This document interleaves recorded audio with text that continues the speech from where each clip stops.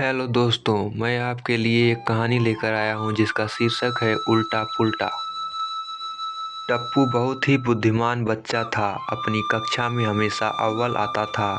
वह बहुत ही जिद्दी और शरारती भी था। उसके माता पिता उसे समझाने की बहुत कोशिश करते, बेटा जिद नहीं करते, मगर वह अपने माता पिता की बातों पर जरा भी गौर नहीं करता था और अपने माता पिता को बहुत ही परेशान करता था। उसके माता पिता उसे सुबह के समय सैर करने के लिए कहते, पर वह उनकी जरा नहीं सुनता था। उसके पिता गुस्से में उस पर ठंडा ठंडा पानी फेंकते, मगर फिर भी वह रजाई ओढ़कर चुपचाप सो जाता।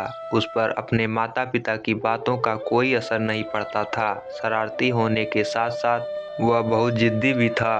कई बार दूसरों के सामने उसके माता पिता को बहुत ही शर्मिंदा होना पड़ता था। कभी कभी तो वह अपनी माँ पर इतना बिगड़ता और कहता कि माँ, खाने में कैसी सब्जी बनाई है, मुझे बाजार से पिज्ज़ा बर्गर मंगवा कर दो, मैं तो छोले भटूरे खाऊंगा, घर का खाना नहीं खाऊंगा। उसके माता पिता बहुत समझाते, बेटे बाहर का खाना खाकर तुम बीमार पड़ सकते हो, लेकिन उस पर उनकी बातों का कोई असर नहीं होता था। अगर वह बात मानता था तो केवल अपने दादी की। उसके स्कूल में कुछ दिन की छुट्टियां आने वाली थीं। उसके माता पिता ने योजना बनाई कि इस बार गांव में ही चलते हैं। गांव के वातावरण में जाकर शायद वह सुधर जाए। इसलिए उन्होंने कुछ छुट्टियां ले लीं और गांव जाने की तैयारी करने लगे। टप्पू भी बहुत खुश था कि उसे अपनी दादी के पास जाने का मौका मिलेगा। कितना मज़ा आएगा। वह जल्दी जल्दी अपने कमरे में जाकर अपना सामान पैक करने लगा। गाड़ी में बैठकर टप्पू को बहुत ही अच्छा लग रहा था। गाड़ी बहुत ही तेज गति से चल रही थी। वह अपने पिता को कहने लगा कि पिताजी, मुझे बहुत ही भूख लगी है, अगला स्टेशन कब आएगा? टप्पू के पापा बोले, अभी तो खाना खाया है हमने। मगर मैं तो आइसक्रीम खाना चाहता हूँ, मुझे चॉकलेट भी नहीं मिली, मैं तो चॉकलेट ही खाऊंगा। टप्पू जिद करने लगा। उसके पिता ने कहा कि बेटा, यहाँ पर चॉकलेट नहीं मिलती, तुम्हारी मनपसंद चॉकलेट तो तुम्हें गाड़ी से नीचे उतर कर ही मिलेगी। उसकी माँ बोली, बेटा हमें बाहर की चीज़ें नहीं खानी चाहिए, बाहर की चीज़ें खाकर तुम बीमार पड़ सकते हो। बाहर की वस्तुओं में तेल भी बहुत मात्रा में होता है और ना जाने क्या क्या मिलावट होती है। टप्पू मुंह फुलाकर बैठ गया। एक दंपत्ति परिवार उसकी बगल में बैठे हुए थे। उनके साथ उनका एक बच्चा भी था। सन्नी टप्पू की उम्र का ही था। बातों बातों में उनसे परिचित हो गया। दोनों में जल्दी ही मित्रता हो गई। सन्नी के पापा ने बताया कि अगला स्टेशन आने में 10 मिनट बाकी है। सन्नी चुपके से टप्पू से बोला, अगले स्टेशन पर गाड़ी रुकेगी, तुम गाड़ी से उतर कर चॉकलेट ले आना। टप्पू बोला, मेरे माता पिता मुझे नीचे उतरने नहीं देंगे। फिर उसने सोचा, जैसे ही गाड़ी रुकेगी, वह बिना किसी को बताए चुपके से जाकर चॉकलेट ले आएगा। गाड़ी अपनी स्टेशन पर रुकी।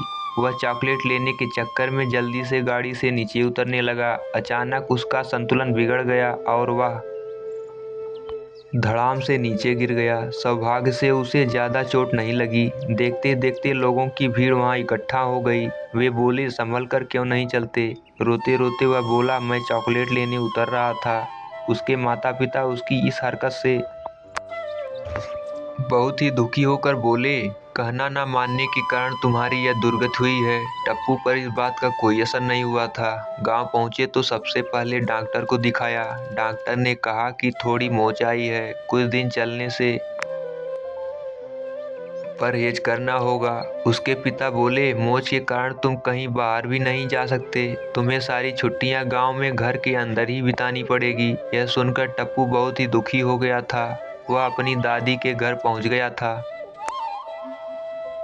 जंगल में अकेला घर था। उसके आसपास कोई भी घर नहीं था। उसकी दादी का घर पुरानी हवेली से कुछ कम नजर नहीं आ रहा था। गांव आकर उसका मन खुश हो गया। घर के बाहर फुलवारियां देखकर उसका मन मंत्रमुग्ध हो गया। अपनी दादी को कहने लगा, दादी, आपके घर में तो इतने सारे फूल हैं, यहाँ पर मुझे दौड़ना अच्छा लगेगा, क्या करूँ? मैं अभी तो दौड़ नहीं सकता, मैं जब भी ठीक हो जाऊँगा तो मैं यहाँ पर झूला झूल कर और पौधे लगाकर अपना समय बिताऊँगा। उसकी दादी हंसते हुए बोली, बेटा तुम्हारा जो मन में आए वह करो, यहाँ तुम्हें रोकने टोकने वाला कोई नहीं है, जहाँ तुम्हारा मन हो वहाँ जाओ। इस घर में बहुत सारे कमरे हैं, जो चाहे करो। तुम्हारे पिता के बचपन के कमरे में जा सकते हो, वहाँ खूब सारे खिलौने हैं, पर अपने दादाजी के कमरे में मत जाना। दादाजी का सामान मत छेड़ना, वहाँ पर कुछ बहुत ही कीमती और पुरानी चीज़ें पड़ी हैं। तुम्हारे दादाजी की यादें हैं वहाँ पर। वहाँ किसी भी प्रकार की छेड़छाड़ मुझे पसंद नहीं है। जो चीज़ जैसी है, जहाँ है वहीं रहे तो अच्छा है। बाकी तुम हर जगह खेल सकते हो। टप्पू बहुत खुश हो गया था, पर पापा के कमरे में भी वह बैठा बैठा अकेले बहुत बोर हो रहा था। उसे समझ नहीं आया कि वह किसके साथ खेले। यहाँ तो कोई बच्चा उसकी उम्र का नहीं था जिसके साथ वह खेल सकता था। कुछ देर अकेले ही खिलौनों के साथ खेलने लग गया। जब बोर हो गया तो वहाँ से बाहर चला गया। अचानक उसे याद आया कि दादी ने कहा था दादाजी के कमरे में नहीं जाना। ऐसा दादाजी के कमरे में क्या हो सकता है? मुझे जाकर देखना चाहिए, कितना मजा आएगा। मुझे यह काम चुपचाप करना होगा, किसी को पता नहीं चलना चाहिए, नहीं तो दादी को बहुत बुरा लगेगा। दिन में जब सब दोपहर का खाना खाकर सुस्ता रहे थे, तब टप्पू चुपके से अपने कमरे से बाहर निकला और घूमते घूमते उसने अपने दादाजी का कमरा देखा। उसने सोचा आसपास कोई भी नहीं है, चलो चुपके से इसके अंदर घुस जाता हूँ और दरवाज़ा अंदर से बंद कर लेता हूँ। वैसे भी यहाँ कौन आता है, किसे पता चलेगा कि मैं कहाँ हूँ। यहाँ तो बहुत सारे कमरे हैं।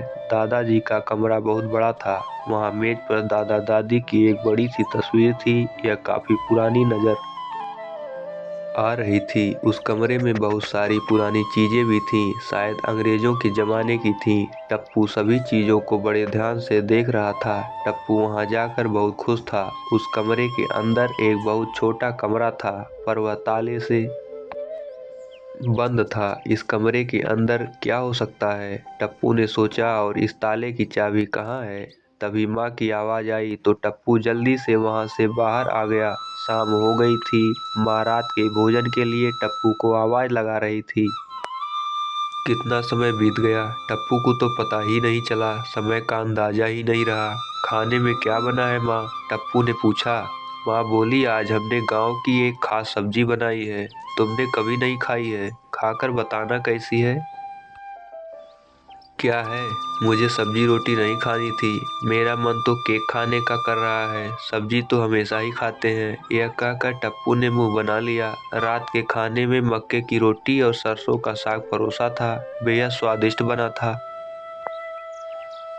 दादी ने ऊपर से मक्खन डाल दिया, इससे स्वाद तो और भी ज्यादा बढ़ गया। आज तो टप्पू ने मजे से खाना खा लिया, क्योंकि वह बहुत स्वादिष्ट बना था। टप्पू अपने पापा से बोला, कल मैं सब्जी नहीं खाने वाला, कल तो मुझे केक ही चाहिए। अगर आप उसे नहीं लेकर आए तो मैं खाना ही नहीं खाऊंगा। एक तो मेरे पैर में चोट लगी है और मैं कहीं खेलने भी नहीं जा सकता, मैं तो बोर हो जाऊंगा। टप्पू गुस्से में बोला। दादी बोली, बेटा यह गांव है, यहाँ पर यह सब नहीं मिलता। तुम्हें घर का बनाया हुआ खाना ही खाना पड़ेगा। घर का खाना भी बहुत स्वादिष्ट होता है बेटा, जिद नहीं करनी चाहिए। टप्पू को बहुत बुरा लगा था। उसकी दादी पर टप्पू को बहुत ही गुस्सा आ रहा था, क्योंकि उसकी दादी ने उसे बाहर का खाना खाने से इनकार किया था। ठीक है, जब दादी भी मेरी बात नहीं मानती है तो मैं भी क्यों दादी की बात मानूं? टप्पू ने गुस्से में सोचा। मैं भी अब से रोज दादाजी के कमरे में जाऊंगा और वहां पर चीजें उलट पुलट कर देखूंगा, सब चीजें छेड़ूंगा। मैं भी देखता हूँ कौन मुझे रोकता है। टप्पू अब अपना ज्यादातर समय दादाजी के कमरे में बिताने लगा। वह अपने दादा की चीजों को उलट पुलट कर देखता रहता था। एक दिन टप्पू ने इधर उधर देखा। सामने मेज पर उसके दादा दादी जी की तस्वीर पड़ी थी। जैसे ही उसने उस तस्वीर को सीधा किया, वैसे ही उसमें से एक दराज खुल गया और उसके अंदर से एक डिब्बी बाहर निकली। टप्पू ने बड़ी हैरानी से उस डिब्बे को देखा। उसने सोचा क्यों ना इसे खोल कर देखा जाए, इसमें क्या हो सकता है। जैसे ही टप्पू ने डिब्बी उठाई, उसके अंदर से एक बड़ी सी चाबी निकली। वह काफी पुरानी नजर आ रही थी। टप्पू के दिमाग में एक विचार आया, हो ना हो यह चाबी इसी ताले की हो सकती है। चलो देखते हैं, आज पता चल जाएगा कि दरवाजे के अंदर आखिर है क्या। टप्पू ने थोड़ा घबराते हुए दरवाज़ा खोला। कमरे के अंदर बहुत ही पुरानी और कीमती चीज़ें थीं, बहुत अनोखी दिखती थीं। टप्पू बहुत ही हैरान था, यह सब है क्या? ऐसी चीज़ें उसने पहले कभी नहीं देखी थी। कुछ पुरानी तलवारें, मुकुट, मूर्तियाँ, तस्वीरें, संदूक, कुछ पुराने कपड़े, कुछ पुरानी दूरबीन, लेंस और कुछ बहुत ही पुरानी किताबें वहाँ पड़ी हुई थी। उसने एक शीशा उठा लिया, उसमें वह अपनी शक्ल सूरत देखने लगा। मैं कितना गंदा हूँ, क्या मैं ऐसा ही हूँ? नहीं, मैं ऐसा नहीं हूँ। आईने में धूल जमी हुई थी। वह एक कपड़े से उस आईने को साफ करने लगा। जैसे ही उसने अपनी उंगली शीशे में घुमाई, वह शीशे के आर पार चली गई। अरे यह क्या? फिर टप्पू ने अपना सिर उसमें डालकर देखने लगा और लुढ़क कर दूसरी तरफ जाकर गिर गया। वह जल्दी से उठ खड़ा हुआ। वह सोचने लगा कि वह शीशा कहाँ गया।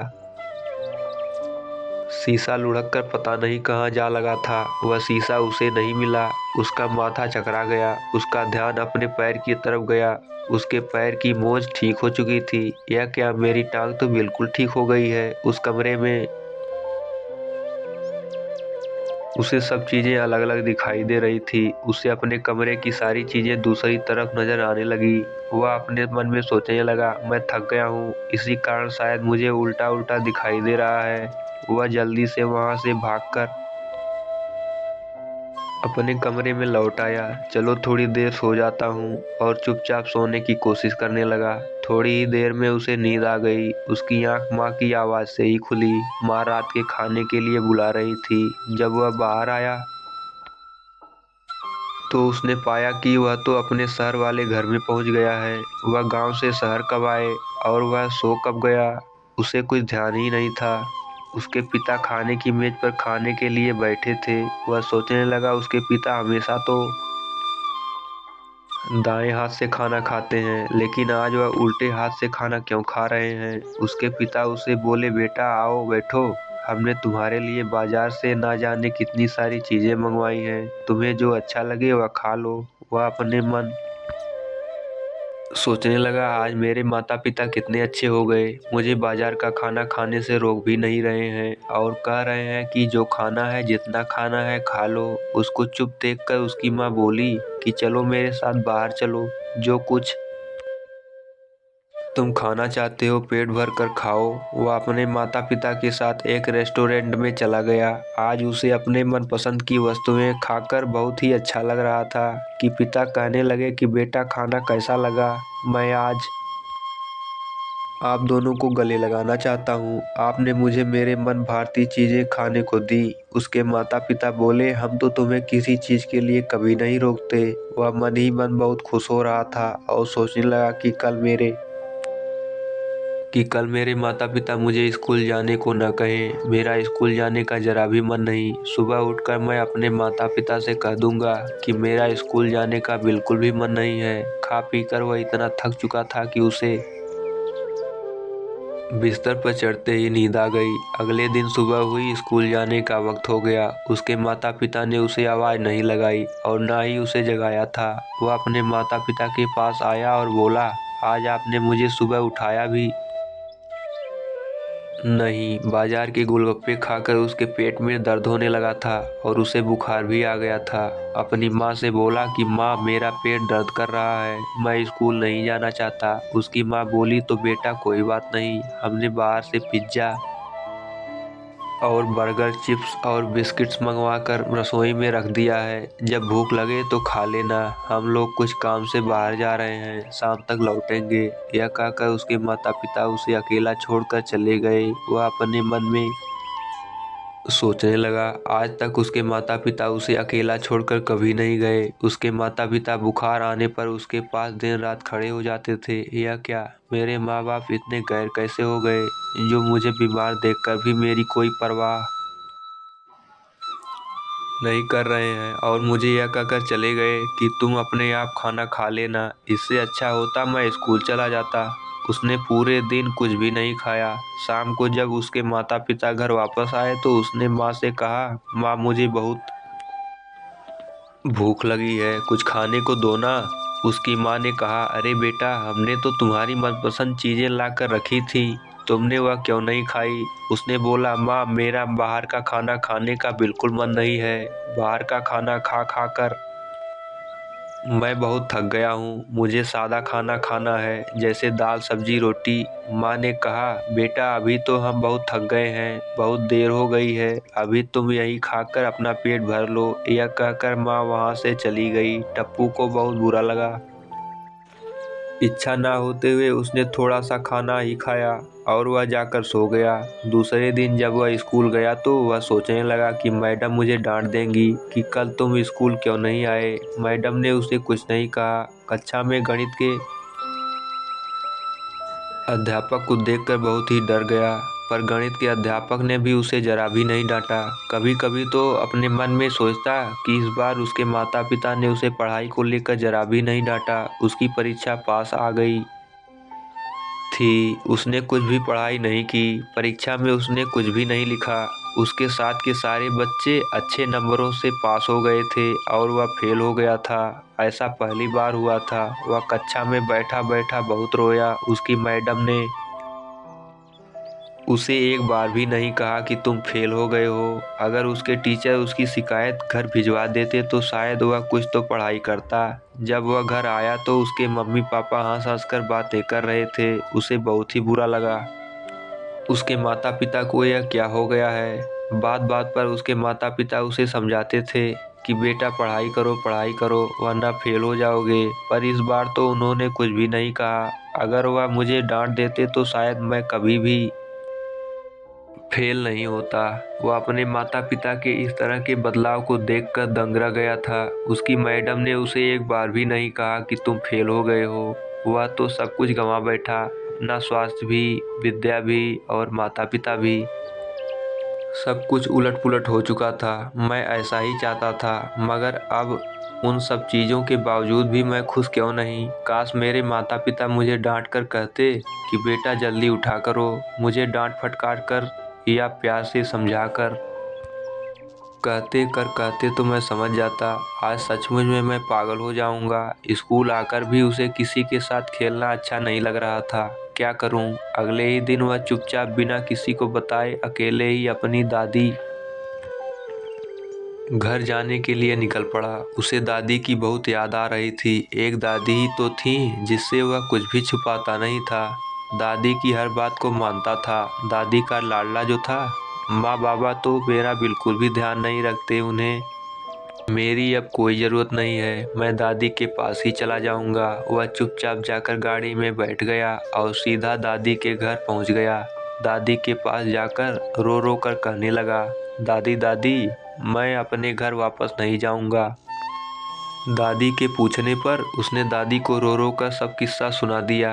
कैसे उसके माता पिता बदल गए हैं, कैसे उसके स्कूल के अध्यापक, उसके दोस्त, सब कुछ बदल गया है। यहाँ तक कि उसका कमरा और दादी का घर, हर चीज़ बदली सी नज़र आ रही थी, जैसे सब कुछ उलट पुलट हो गया हो। दादी ने उससे कहा कि तुम मुझे सब सच सच बताओ कि यह सब शुरू कहाँ से हुआ। कब तुम्हें लगा कि सब कुछ उलट पुलट हो गया है। अचानक टप्पू को याद आया कि मैं दादाजी के कमरे में चुपके से चला गया था, कुछ लगा था और वहीं अजीबोगरीब शीशा मिला जिसके अंदर वह घुस के गिर गया है। उसके बाद से ही सब कुछ बदल गया। अचानक दादी ने उसे बताया कि वह शीशे की दुनिया में चला आया है। उसकी असली दुनिया तो उस शीशे की दूसरी ओर है। वह दौड़ा दौड़ा अंदर आया और शीशे को ढूंढने लगा। वह किसी चीज़ से टकराया। मेज के नीचे की ओर शीशा पड़ा हुआ था। वह शीशा, हाँ हाँ, सच में वह शीशा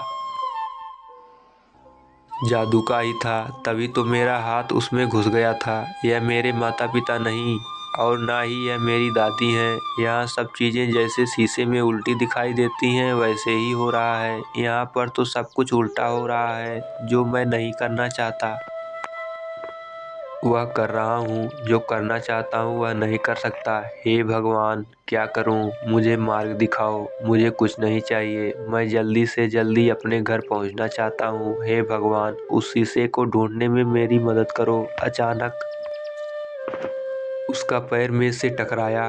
शीशा मेज के पास ही गिरा था। उसकी जान में जान आई। उसने वह शीशा उठाया और उसे याद आने लगा कि उसने उसमें अपना हाथ घुसाया था। उसने जल्दी से अपने हाथ उस शीशे में घुसाया।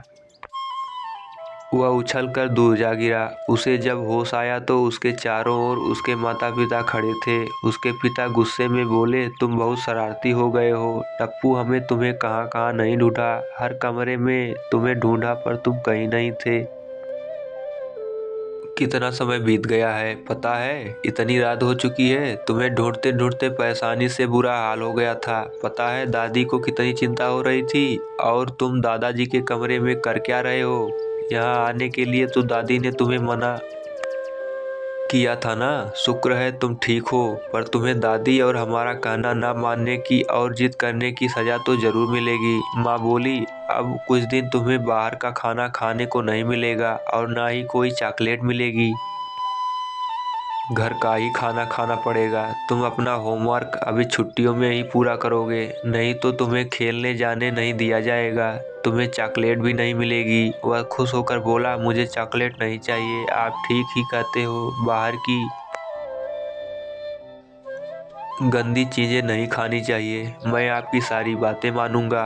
माँ आप ठीक ही कहती हैं। मैंने आपको बहुत ही परेशान किया। आगे से मैं आपको कभी परेशान नहीं करूँगा। अचानक उसने देखा उसके पाँव में पट्टी बंधी थी। उसकी टांग भी अभी तक ठीक नहीं हुई थी। वह तो अचेतन अवस्था में बुखार में वह सपना देख रहा था। ना ही मैं फेल हुआ और ना ही मुझे कुछ हुआ।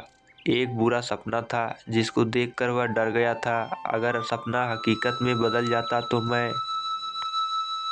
अपने स्वास्थ्य से भी हाथ धो बैठता और माता पिता के प्यार से भी वंचित हो जाता। जो कुछ हुआ अच्छा ही हुआ। मुझे समझ आ गया है, जो कुछ होता है वह अच्छे के लिए ही होता है। मैं अपने माता पिता को कभी परेशान नहीं करूँगा और हमेशा उनकी बातों को माना करूँगा। अचानक ही टप्पू को वही शीशा मेज के नीचे गिरा हुआ दिखाई दिया। वह सब एक सपना था या सच? टप्पू यह सब सोच ही रहा था कि तभी वहाँ दादी आ जाती हैं। टप्पू दादी से माफ़ी मांगता है और कहता है कि अब वो कभी भी जिद और शरारत नहीं करेगा। दादाजी के कमरे में भी कभी नहीं आएगा। दादी मुस्कुराते हुए उसे माफ़ कर देती हैं। उसके माता पिता उसमें आए हुए बदलाव को देखकर बहुत ही खुश थे।